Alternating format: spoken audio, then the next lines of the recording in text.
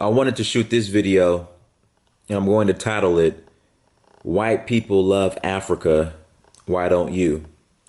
And the reason why I chose this title was because it's too often that when I go to Africa, and specifically the bush or the area where the indigenous people live and they've chose to continue with the indigenous way of life, I always see there's always a large presence of white people and not a large presence of the diaspora that's there. And when I'm there, white people, usually Europeans, they're having a blast. They're dancing, they're cooking out with the indigenous people, having fun, singing the songs with them. But I never, rarely do I ever see us there as far as the diaspora. And then usually when I go to the bush and I run into a European or American tourist that's in the bush, they're so like in shock on, usually what happens, they see me and they assume that I'm actually that I'm indigenous, that I'm part of the tribe that they're visiting. And then they come up to me, they start speaking the language, and I look at them like, I'm not from here. And they're like, where are you from? I'm from America. And they're just in shock and awe that a black American has actually came to Africa and came to, I guess, the indigenous area where the people are continuing their indigenous way of life. Like they're in shock and awe. They're like, oh my God, like I guess you're here, discovering your roots, and that's awesome. And they absolutely love it. And then they go back and they dance and they sing with the indigenous people.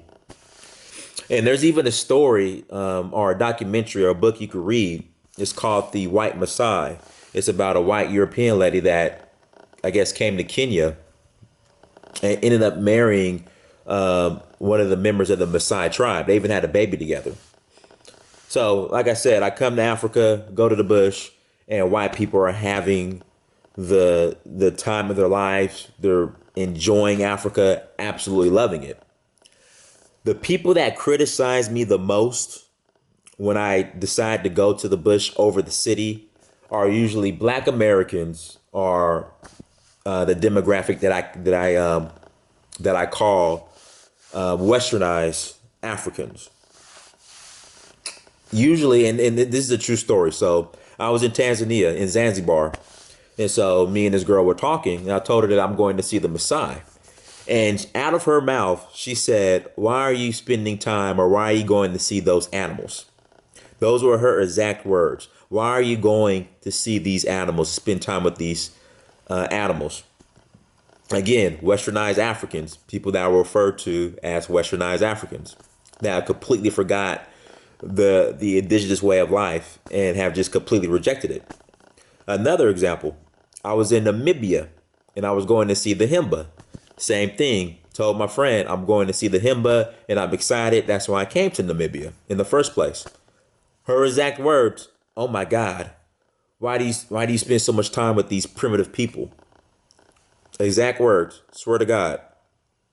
And don't even get me started about Black Americans when I tell them I'm going to Africa, to the bush. I hate saying the word the bush, but everybody can relate to the term bush.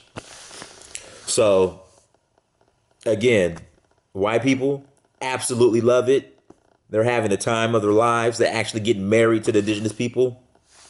Westernized Africans or Black Americans, it's like, what are you doing? Why are you spending time with these primitive people? And my answer to them is, if I wanted to spend time with, when I'm in Africa, like I didn't come all the way to Africa to spend time with Africans that want to be Black Americans, with Africans that wear skinny jeans, Calvin Klein t-shirts. I didn't come to Africa to spend time with, African women that wear nappy weaves and all this fake designer shit that they be wearing. They be wearing every fake, every knockoff Louis Vuitton, Gucci from China. They got it in Africa and they be rocking the hell out of it with the nappy weave. Like I didn't fly all the way from America to Africa to enjoy the westernized, Africa. I could get plenty of that in America. I could get plenty of Black faces with no culture in America. So I didn't come to Africa for that. So again, that's why, my theory is white people, when I'm in Africa in the bush, white people absolutely love Africa, but we don't.